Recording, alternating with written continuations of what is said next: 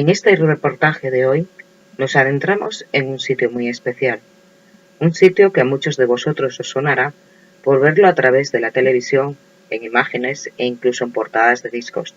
Ha sido siempre muy famoso y sobre todo muy utilizado por los ingleses. Lo tienen como algo muy propio, muy suyo y muy defendido. Es uno de los sitios más maravillosos que puedes recorrer, sobre todo por esa magia que te inunda, solo de mirarla y pisar su tierra. Nos adentramos en Stonehenge. Puedes coger una excursión desde Londres y así lo hicimos. Con un dicharachero conductor llegamos a atisbar y alcanzar las ruinas de Stonehenge. Es algo muy especial cuando vas por la carretera dando esas curvas y esos movimientos y en medio de esa campiña inglesa en la que no hay absolutamente nada, nada más que esa hierba, de repente a lo lejos vas viendo esas piedras monolíticas con esa impresionante altura. Es majestuoso. En sí es un gran misterio de la antigüedad.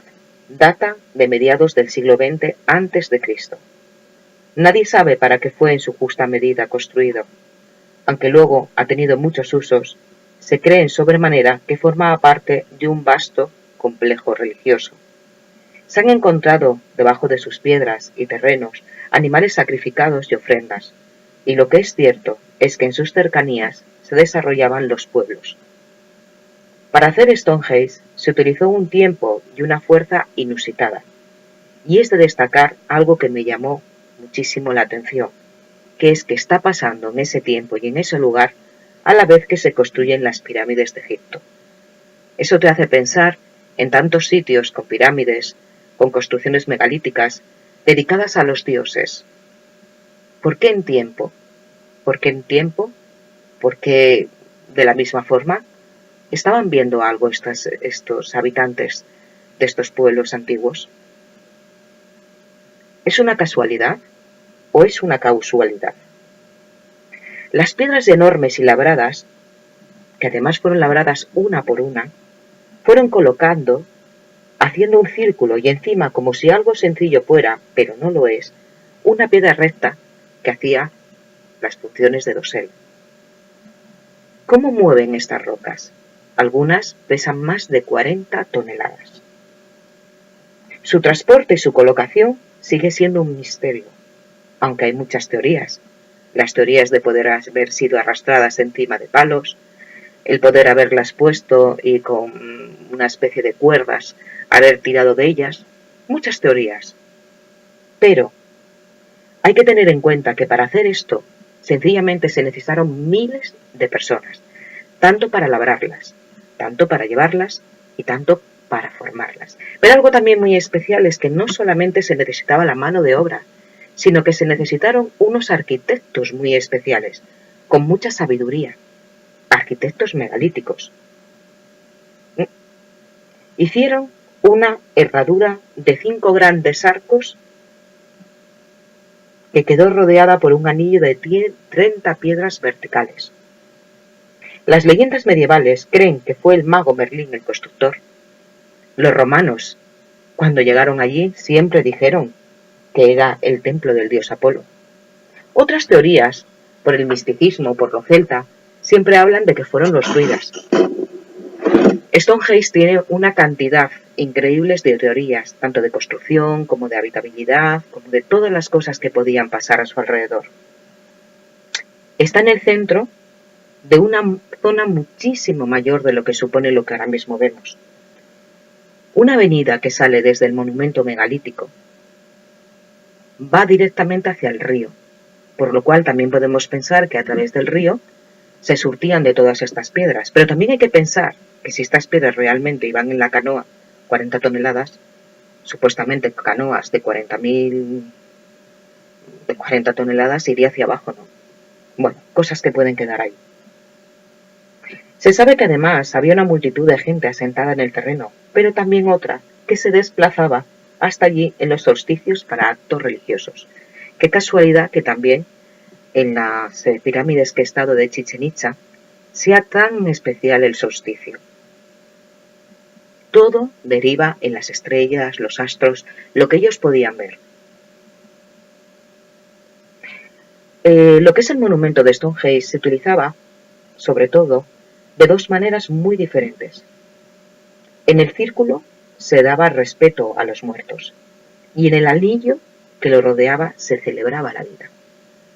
Es decir, era ambivalente, lo podías utilizar para el respeto a esas personas que se habían ido, pero también de una manera religiosa y también para celebrar que ahora mismo estabas viviendo tú la vida. Todo misticismo al lado.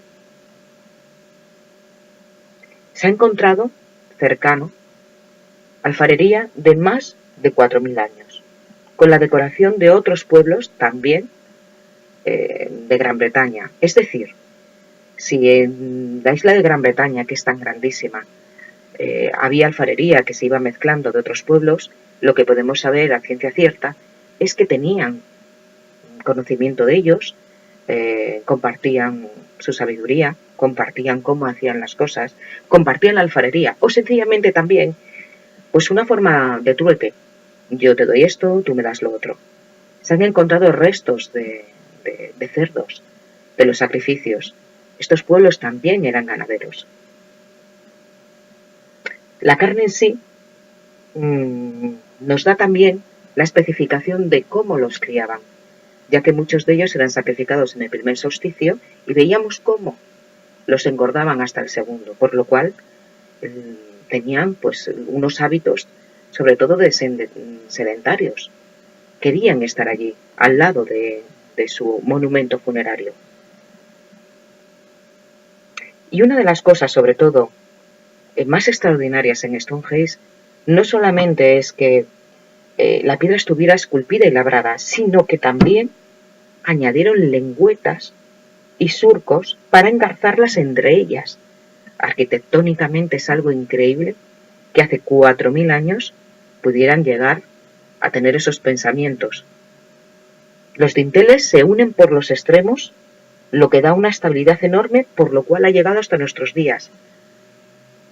Cuando hablamos muchas veces de megalíticos, hombres del pasado, siempre pensamos que son más bien de pensamientos cortos, pero aquí nos demuestran que hacían planes de cómo podían hacer las cosas.